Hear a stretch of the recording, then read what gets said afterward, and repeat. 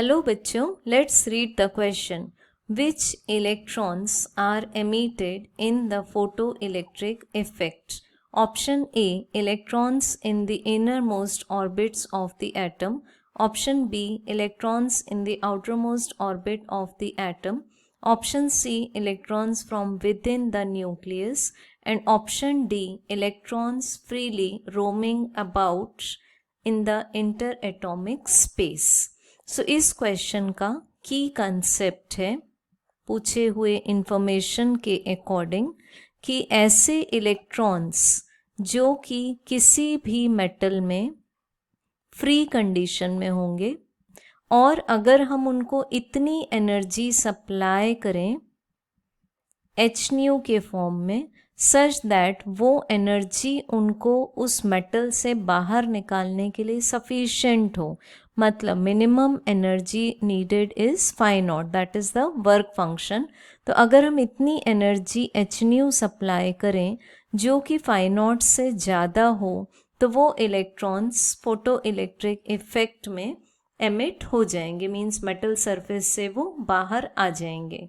तो सपोज लेते हैं हम एक मेटल सरफेस, ये एक मेटल सरफेस है, इस पर हमने लाइट इंसिडेंट की hν के फॉर्म में और यहाँ पर है एक हिडन इलेक्ट्रॉन. अब इस इलेक्ट्रॉन को अगर इतनी एनर्जी मिल जाती है जो कि उसके वर्क फंक्शन से ज़्यादा है तो ये इलेक्ट्रॉन इस मेटल सरफेस से एमिट हो जाएगा.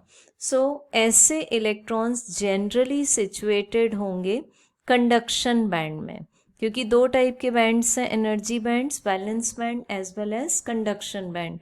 तो ये जो कंडक्शन बैंड के इलेक्ट्रॉन्स हैं ये इस एनर्जी को एब्जॉर्ब कर लेंगे और अगर incident light energy work function से ज़्यादा होगी तो ये इलेक्ट्रॉन्स यहाँ से एमिट हो जाएंगे और ये पॉसिबल बनाएंगे फोटो इलेक्ट्रिक एमिशन को.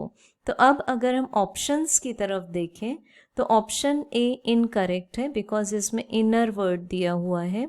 Option B outer most orbit भी इनकरेक्ट वर्ड है, क्योंकि आउटर मोस्ट ऑर्बिट में होना मतलब ये गारंटी नहीं देता कि वो इलेक्ट्रॉन एमिट हो ही जाएगा. Next is option number C, electrons from within the nucleus. तो ये ऑप्शन तो पूरा ही इम्पॉसिबल है क्योंकि इलेक्ट्रॉन्स न्यूक्लियस में नहीं होते, वो ऑर्बिट्स में रिवॉल्विंग कंडीशन में होते हैं.